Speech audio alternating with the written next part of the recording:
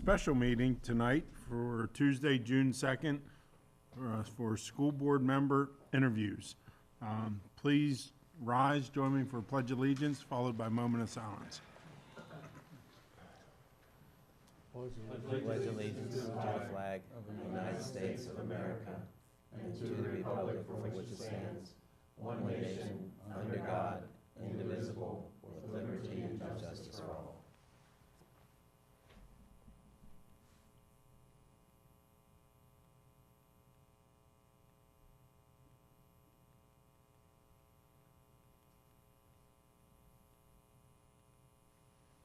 Thank you. Mr. Raber will be joining us in a minute. He's close by. He's out in the parking lot. He'll be in here shortly, I suppose. He got called to another item right now. Item 2.01, I just want to review the candidate selection process. We will go through the interview questions. Mrs. Stauffer will be asking the questions. Chris distributed those to board members last meeting, and there were some comments from some board members that made some revised, added some questions. One thing, just for our process, this special meeting wasn't advertised as a voting meeting. So we're going to follow the interview process. You know, we'll have the public comment like we do. The actual nomination and vote will then happen at the 7 o'clock meeting, and that's just a procedure matter because this 6 o'clock wasn't advertised as a voting meeting. So if we get done before 7, everyone just have to hang out a little bit, and then at 7 we can finalize this part and then move on to the regular 7 o'clock agenda. Any questions from board members on the process? Mrs. Stauffer, as she asks a question, she will alternate back and forth between the candidates of who goes first. So item 2.02, introduction of the candidates. We have 2 candidates this evening who have submitted their letters of interest. Those letters were also distributed to board members in your packet last meeting. We have Mr. Bill Leonards. Both candidates are from Region 5. Chris and I talked about this, I don't know, a month or so ago. I think in the past 10, 12 years, we've had this scenario maybe 5 times or so, and only one time did we not have letters of interest from anyone within the region. This time we do, so it's hopefully a shorter process and we don't have to go through the court process. We have Mr. Leonards and Mr. Boyan. Again, I won't read their resume because they'll probably talk a little bit about that in their answers to their questions, but from the school board perspective and the school community, we appreciate your interest, and we look forward to your answers, and then we'll have board discussion, and then we'll make a vote. Okay, Mrs. Stauffer. Thank you, Mr. Norcross. Okay, we're going to start with Mr. Leonards. The first question is, what motivated you to become a board member?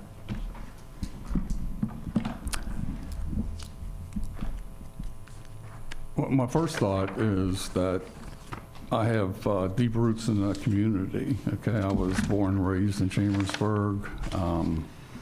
I graduated from Cassius. My kids graduated from Cassius. And I'd like to see the school continue. I was always proud of being a Trojan, you know, when I was going to school here. So, but that in itself wasn't the only reason. That's, you know, I like to think that I can make a difference on the board. You know, I served on the board before, as most of you know. And I had, and I think I can make a difference again. As you can see from my resume, you all saw my resume. My resume, I have a strong background in budget and accounting. I don't have a big background other than I learned a lot being on the board those 4 years about the education process. It was a good learning experience, but when I look around at the board members now, I see, there's several teachers on the board and a retired superintendent. So I think the education side of the house is pretty well taken care of. What I'm bringing to the table is my financial background.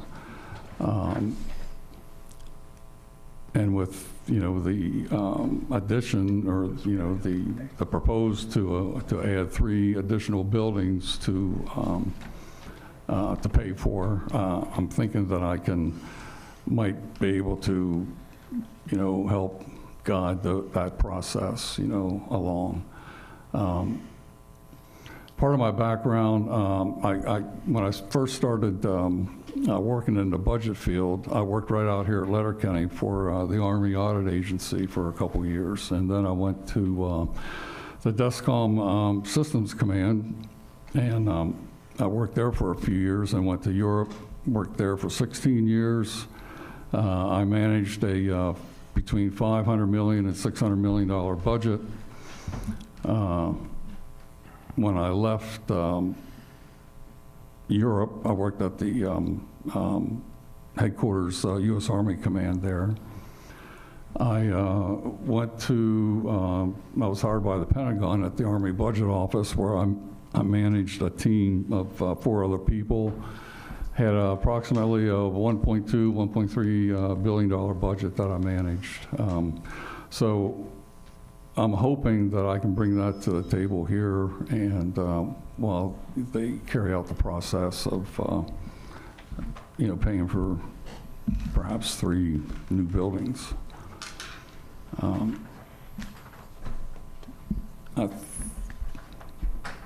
So I think that's it. Thank you. All right, Mr. Boyan, I'll repeat the question. Okay. What motivated you to become a board member? Well, first of all, I'm passionate about public education. That's something that I've done for 33 years in the past before I retired in 2015. I think I have the opportunity to, the experience in education. I understand, as Mr. Leonard said, that there are, other people that have the same experience. But I think I offer a unique experience in terms of my background in special education and student services. I worked with, as a school administrator for 33 years in Shippensburg School District. We had a lean, mean fighting machine. So as an administrator, it wasn't just special ed. I was given other assignments. So I feel like I have a broad knowledge of what goes on in the schools. For the last about 10 years, I've been subbing as a substitute teacher at Cassius, at Ben Chambers, been in, most of my time has been at Cams North. But, so I feel like I have that experience to bring to the board, knowledge of what's going on in our schools right now. When I worked as a special ed director, I did have responsibility for a budget of a couple $1 million. And I understand the process that you have to go through in terms of school budgets. When I was in Shippensburg, we had at least 3 or 4 building projects. We built a new school. And like I said, our administrative team worked closely to, make sure that we complied with all the PDE requirements for new buildings. So I understand the process, the building process. And yeah, I think I have that to offer to the board. Thank you. Next question, Mr. Boyan. What do you see as the board's responsibilities and the superintendent's? May I ask the question? Could you say the question again? Sure, absolutely. What do you see as the board's responsibilities and the superintendent's? Well, I believe that the most important thing that a school board does is hire a superintendent. And so the board's responsibility is to support the superintendent in the work that he does to try to make sure that we have a good education program for all of our students. I think the board needs to listen to the community and be a sounding board for the superintendent about what's going on in the community. You know, when I ran for school board, I had a chance to meet a lot of people, and I did a lot of knocking on doors and spent a lot of time doing that and talking with people. And so I feel like I have a pulse on what people think about in Region 5. And I think part of the school board's responsibility is to be a voice for the community. But really, you know, we hire a superintendent to run the school district, and I think it's important that we support him in that job. Thank you. Mr. Leonards, what do you see as the board's responsibility and the superintendent's?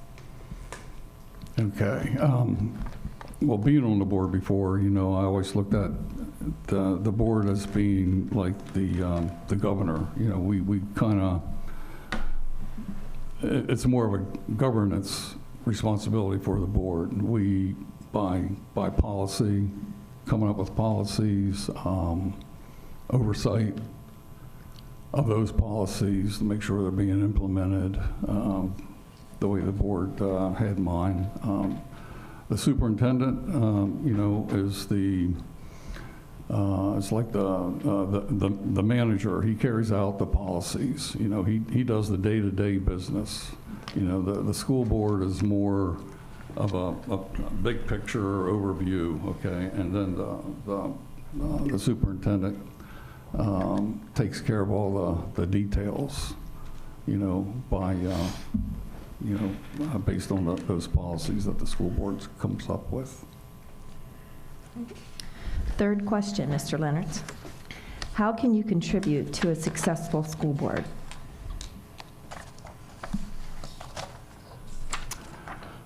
I think one of the things that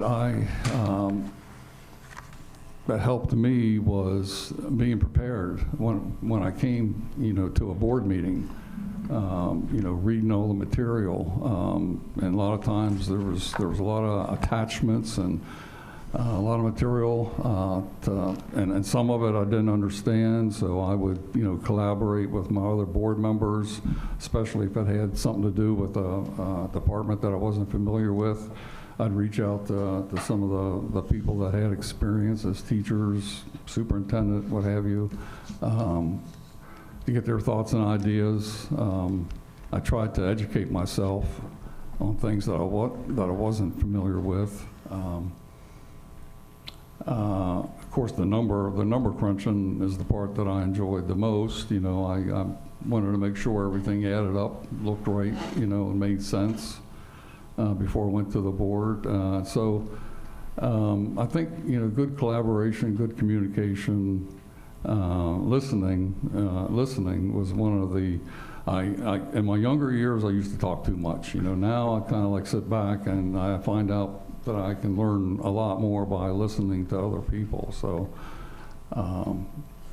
and like I said earlier, I had learned a lot on the education side of the house as a board member for those 4 years. And my prior experience, I like to, you know, think that I had a guiding hand in a lot of issues that when I first came on the board, there was a lot of, well, I'm getting off to a different subject now, but anyway, yeah, I think being prepared is probably, being prepared in communication and listening, yeah, that's probably the biggest things. Okay. Mr. Borian, question number 3, how can you contribute to a successful school board? Well, I think Mr. Leonards hit the nail on the head when he talks about listening.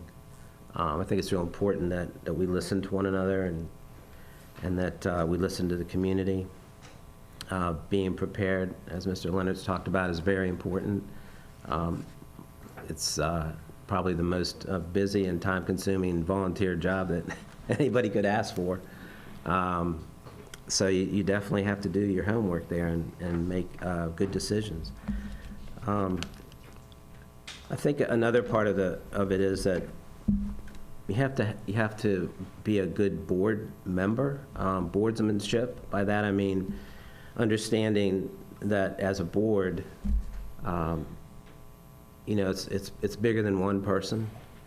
It's maybe as big as 9 people, but probably even bigger than 9. And I say that just to say that the board, it's not just about one person and what one person thinks. It's about what the 9 people on the board think, and how can they come to consensus and work together. So boardsmanship's an important value of mine, and that when a decision is made, that's the decision of the board, and we go for it and we move on.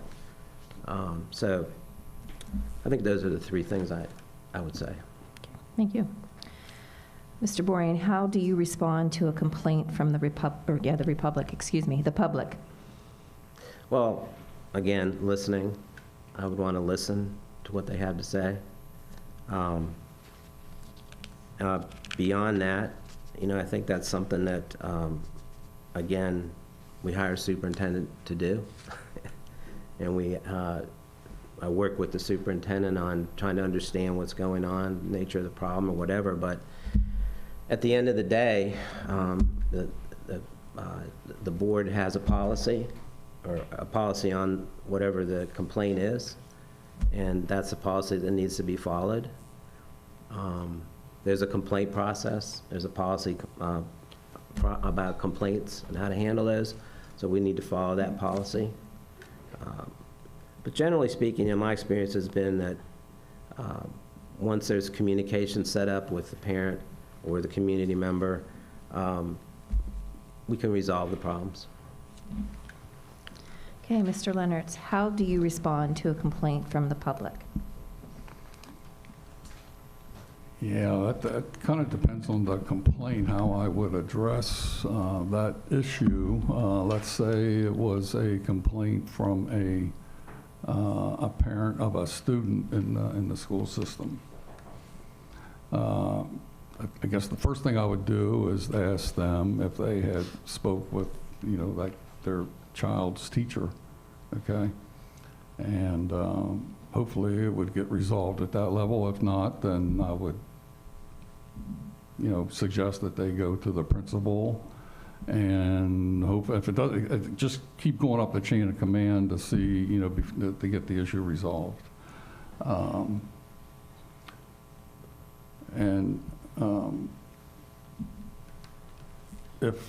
at the same time, I would notify the superintendent to let them know, so he's not blindsided by, an issue that he's unaware of, that somebody's, complaining about something, went to a board member. So I had that happen once, where somebody would come to me, and they came to me as a board member without talking to the teacher. It was a parent of a student. And, so I did notify the superintendent at the time about the issue, and I gave him a heads up, and then he took care of it. He went down to the, did the chain of command thing, so. Okay, thank you. Thank you. Okay, Mr. Leonards, question number 5. What opportunities do you see in the school district that will make us even better? What opportunities?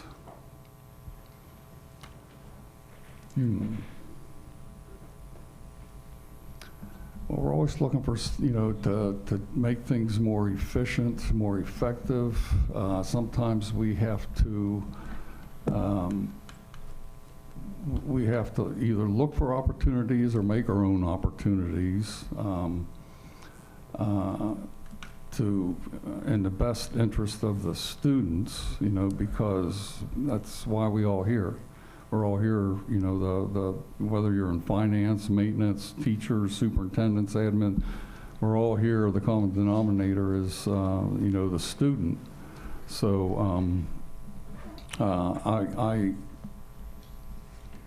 when I was on the board, the first, one of the things that I did is I went out and talked to all the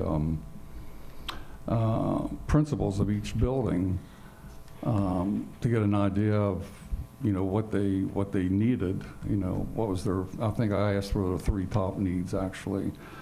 Each elementary school, the middle schools, the high schools, talked to every one of the principals there, and some of the teachers, by the way, to find out, to get a feel for, if there was something lacking, if they had some ideas, what they thought was needed.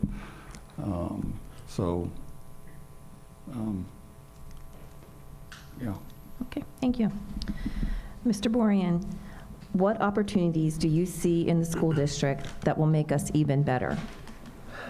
Well, first and foremost, I think we have a high-quality staff, superintendent on down. I'm impressed with all the staff that we have and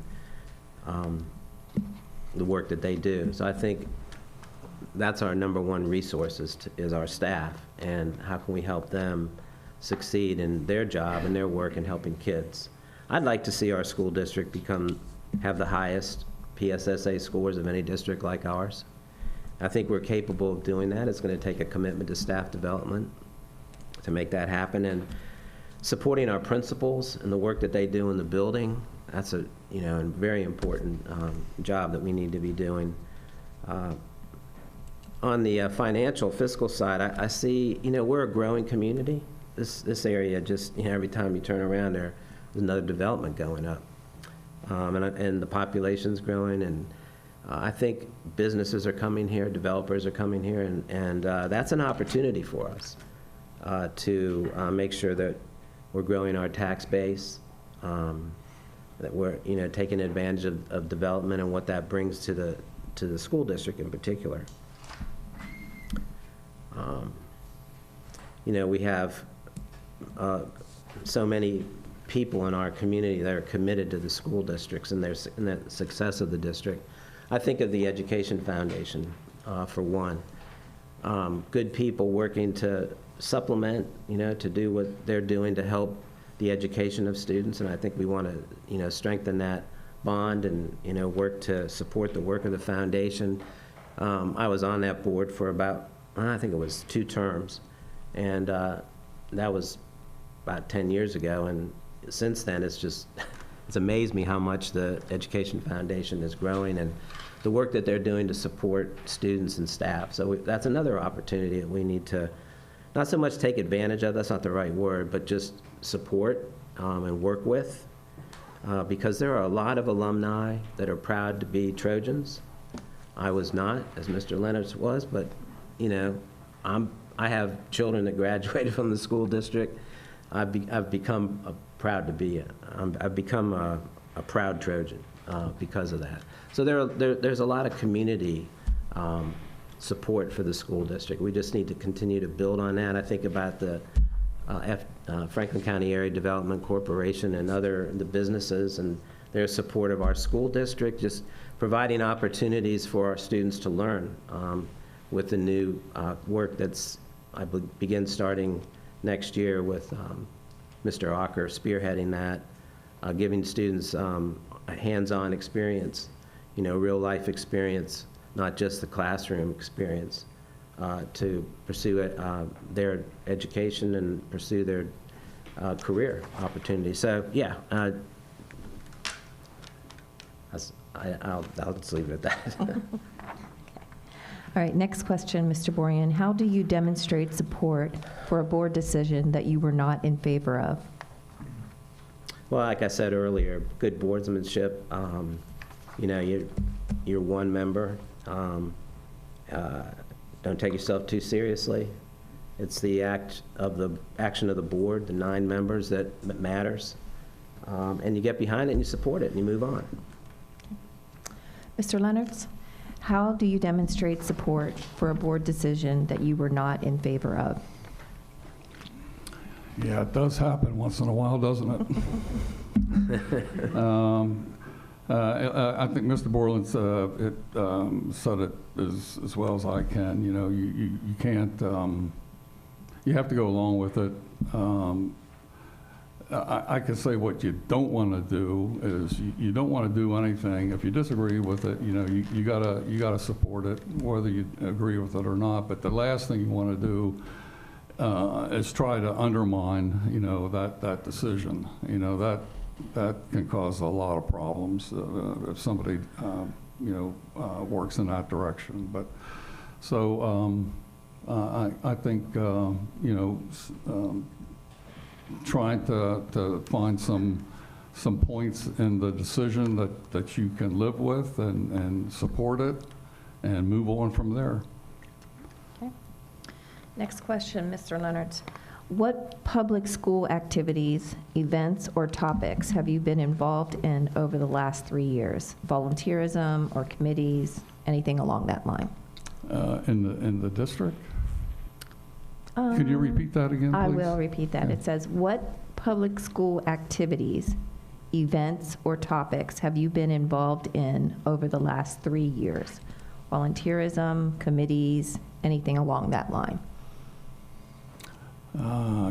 Can't think of anything. I think, I'm trying to think quick one of the last year. I was on the last 3 years. I filled a Region 5 spot that became vacant suddenly, but I don't know if it's been 3 years or not since I was on the board. I'd have to go back and check, because I don't remember when that was. But other than that, and attending the last couple board meetings, does it go into basketball and football games count? Yes. Yes. Okay. Okay. Mr. Bourian, what public school activities, events, or topics have you been involved in over the last 3 years? Volunteerism, committees, anything along that line? In just the last 3 years? Mm-hmm. Whoa. Well, first of all, I've been a substitute. I've been working as a substitute teacher for the last 3 years, actually 10. I've worked at Ben Chambers Elementary. I've been in Andrew Buchanan, the high school, both middle schools. So in the last 3 years, I think I have a pretty good read on what's going on in the buildings and the nature of the students, who I must say are 99% of them are amazing. Nobody's perfect, right? I've also been able to, in the last 3 years, boy, you're stretching me there a little bit.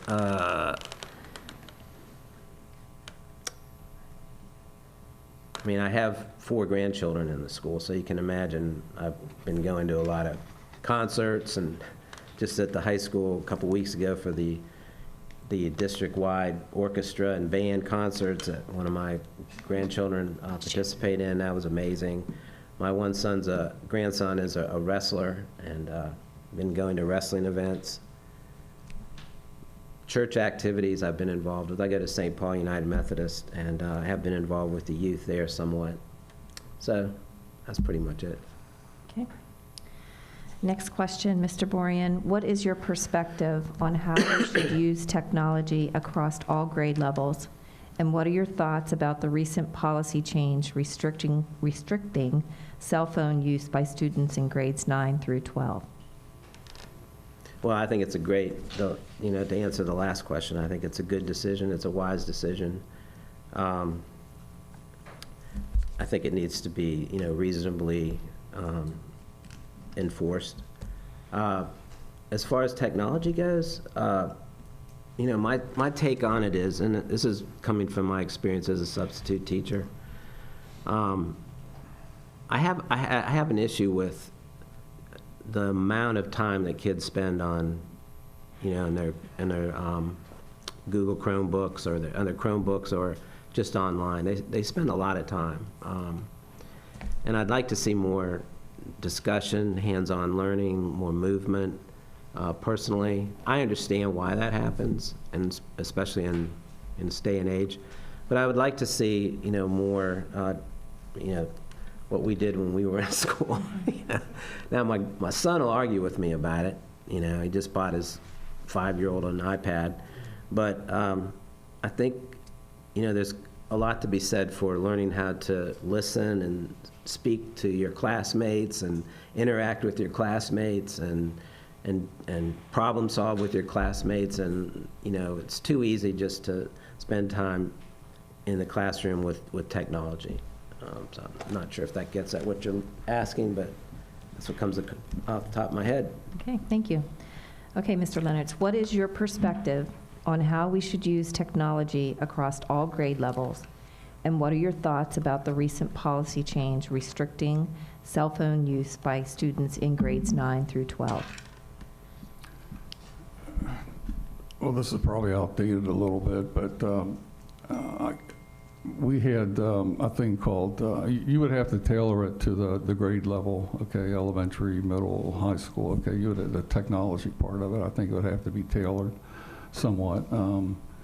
I remember we had a big push to get whiteboards. They were called whiteboards in the elementary school. There was a big technology push then to get, because not everybody had them, so we were trying to get so that everybody had them in the elementary school. That's an example, okay? But the same principle, I think, applies. And your technology as a learning experience or as an information to the parents kind of thing? I think in it's the classroom, I basically think. in the classroom Right. usage. Experience, yeah, Yeah. okay. Well, then, yeah, it would have to be tailored to the, I think, to the grade level for the students. Technology is kind of like a two-edged sword. I think you have to have the right amount of technology. It doesn't replace the teacher, you know, having a teacher in the room, I think. And as far as the cell phones go, I think, I don't know if the state, I think the House passed the bill already, and the Senate may have also. I don't know where it stands right now, if the governor signed it yet or not, but I think the cell phones, it's got to be a state law, and I support that. We brought up cell phones when I was on the board, you know, because it caused a lot of problems. It even caused fights to break out in the high school cafeteria. You know, kids were texting each other, bullying each other, and so on and stuff. And it's a distraction. So I'm glad something is finally being done about it. All right, last official question. Good. Before you answer, I'm going to hitchhike on it, but you go first, Mrs. Stein. All right. Is there anything you wish to add or ask us, or a question we haven't asked you that you would like to address? Yeah, what's my starting salary if I get selected? Double what you made last time. 10% is Double what I mean, zero. okay. So the other part, instead of doing an introduction from the candidates, you use this as your closing remarks. Anything else you would like, so it'd be also be your closing remarks. Anything else that you want to do? Okay. I did have a couple accomplishments that I wanted to share when I was on the board the last time. And I wrote them down here so I wouldn't forget, because when I go back and sit down, I'll think of 100 things I wish I would have said, and probably 200 things I wish I wouldn't have said. And when I say accomplishments, I don't mean, you know, me personally, because, you know, it was a board effort. I was one of 9 people. But I highlighted these because I like to think anyway, that I had a guiding hand in getting these passed by the board. One of them, going back a ways, but Mr. Norcross, you may remember this, when I first came on the board, there was a huge backlog of legal issues, and we resolved that problem, and we were spending a lot of taxpayer money on getting these legal issues resolved. Some of them were old, some of them been sitting around for a couple years, and so that we didn't renew the contract of the old solicitor, got a new solicitor, and you know, they were cleaned up in probably less than a year and saving a lot of taxpayer money. I served as the chair of the finance committee. We had a finance committee at the time. And when I came on board, we had, let's just say the budget wasn't in a good place. Our cash reserve was low. That was based on some of the decisions that the board made at that time that drew down our cash balance to a dangerously low level. So we implemented a budget moratorium until we got the budget back in where it should be. And then we, went back to normal operations, where we didn't have a moratorium on any new spending. The 1% addition bump up to the capital fund. I think you and I were instrumental in accomplishing that, getting the board to agree with that. And the special ed, one of the things that I noticed, the special ed budget was flatlined for year after year after year. It didn't budge, but the program was growing by the number of students that were in that program. But the funding that we got from the state was static, and so we had the department head get in contact with the state, our representatives, Senate, congressmen that came in. They didn't come in. I think they sent there. But anyway, we had representatives there from our district, and we showed them. I remember showing them the graphs, of how, the number of students that we had in the program and the level of funding that we continued to get from the state, and hoping that they would take that back and we would get, a bump up in funding for special ed. I don't know if it happened after I left the board, but I know, it wasn't, and we met with them twice on 2 separate occasions. We met with them and trying to get additional funding, but I don't think it was, I don't think it came to fruition. So, but those are some of the things that I like to, bring to the board, my expertise in that analytical field and the budget field, and so. Okay. Thank you. All right, Mr. Bourrian, is there anything you'd wish to add or ask us, or a question we haven't asked you that you would like to address? Well, first of all, I just want to tell you, President Norcross and members of the board and Superintendent Dr. Bigger, appreciate the opportunity to be interviewed. I'd enjoy working on the board. As far as accomplishments, anything I'd like you to know, for 25 of the 33 years, I worked as the Director of Special Education Student Services. And I'm pretty proud of what we accomplished in Shippensburg. One of the things that I was able to do year in and year out was to apply for contingency fund money from the state to support special education. And I mean, through those 25 years, I'm sure I brought in several $1 million to the school district. So I understand, how our special education administrators can help us in that regard, because special education is costly. I understand that. But I'm proud of the accomplishments I had as a supervisor of special ed. And I am also proud of the fact that I earned a doctorate in educational leadership. I learned a lot in that experience in my dissertation work, and I'd like to be able to bring that to the board. I understand that Ms. Harbaugh was on the LIU and the Franklin Learning Center committees. I'm not sure if that's going to continue in the position, whoever fills the vacant position, but I was responsible for the budgets for both the LIU and the Franklin Learning Center, and I understand, what they're all about. So I'm I want you to know that about me if that continues. But, the most important thing to me is I have 4 grandchildren in the school district, and, I'm here to make a difference for them.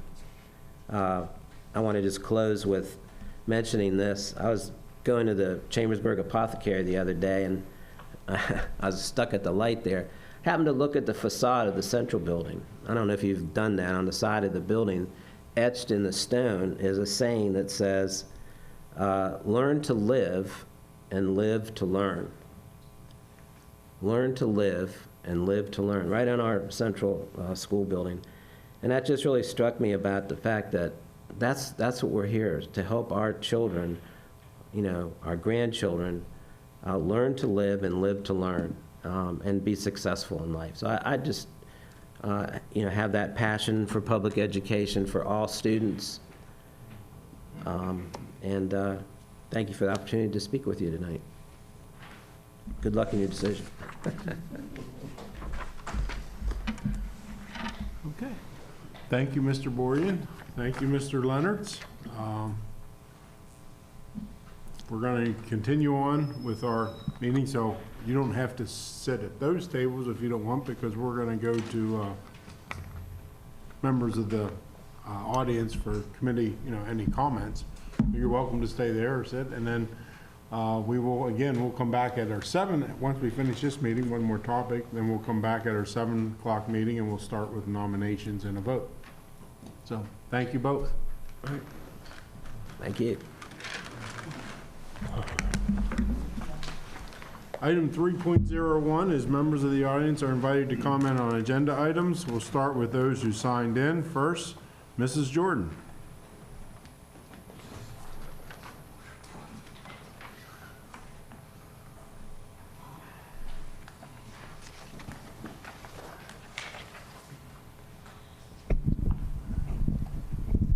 Mr. Leonard's brought up the fact that a lot of litigation happened years ago, and he's actually correct.